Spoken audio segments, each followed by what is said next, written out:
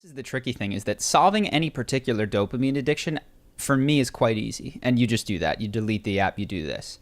Addressing the dopamine cycle as a whole is incredibly hard. Yeah, but you can scale it back. I mean, TikTok versus Instagram versus a nature documentary. They're all visual stimulus, Yes. but there's a level. Yes. There's levels to this game. Well, of course. And what I'm finding is I'll fill it with anything. I told you, I'll go to the email again. I'll do work email. You know what I mean? I'll get consumed with work all the time. As your business partner, I'm okay with this. I started getting new credit cards. Less okay with this. I was just researching. I need this. You know, I all of a sudden need these 50,000 points, which is a terrible use of time. And it's going to be tricky. But it's also incredible how much time there is in a day. When you do not feed these cycles, you find yourself sitting there praying for tiredness.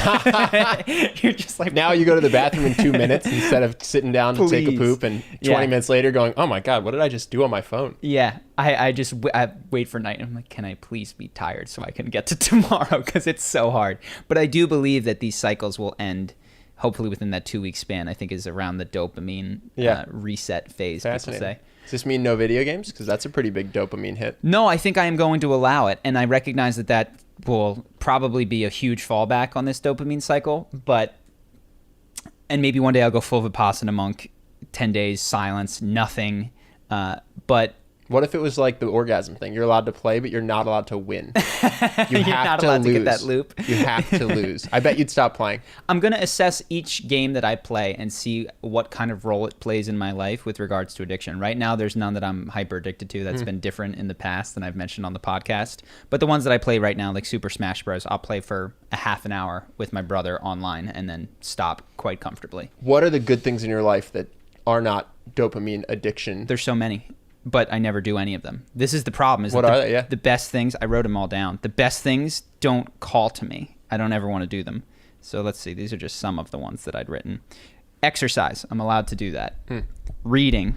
I put an asterisk on this one. Video games.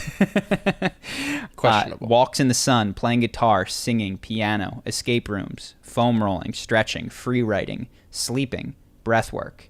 Friends, calling, and I don't want this one to become my new dopamine thing. Oh, I'm bored, I'll call a friend. But calling old friends is another thing that I'm allowed to do.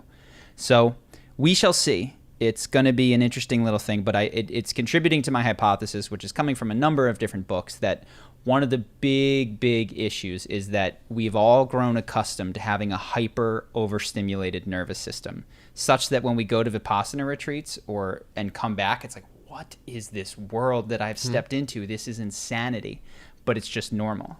And every generation, honestly, it's getting worse. I told you, I watched some of this kids' content on YouTube last week. I look at TikTok. Kids don't stand a chance against the gamification of their attention as conducted by these big tech companies. It really makes... Well, some companies do use it for good, I would say. Like the Peloton bike. Gamifying workouts. I think that's an awesome use of that, because it takes something that's good for you that most people don't want to do, and it mixes in dopamine hits. It makes you want to get on the Peloton and get the high score and do this and that. And you also can't bike forever because your body will just stop. So you can only Peloton for like an hour. So there are companies using these weaknesses of the human psyche to hack you into bettering yourself.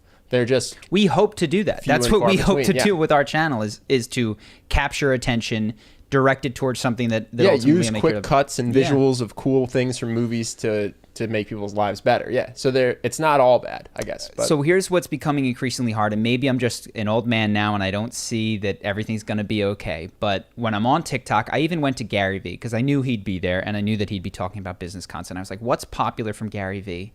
And they're these mindless videos, man. They're mindless. I believe that Gary Vee has good advice to give. If you watch his hour-long interviews on the Gary Vee show, some of them are quite good. The clips that are most popular are mindless. Like what? Just work harder, hustle more? He's sitting on a plane going, what's the Snapchat filter for baby? Get me that baby filter. And every word he says pops up in real time. Get me that baby filter. What's interesting? So he's actually not even teaching people on TikTok. I mean, he's just building an audience. There's one where he goes, you just got to stick to it. And I think this is the right advice for a lot of 20-year-olds. You got to be patient, man. You got to do this. You got to stick. But it's like he's He's saying be patient on a platform that has a cut. The conversation is ripped in half 7 times. It's like the medium becomes the message at that point. You can't tell someone to be patient on TikTok. It doesn't work.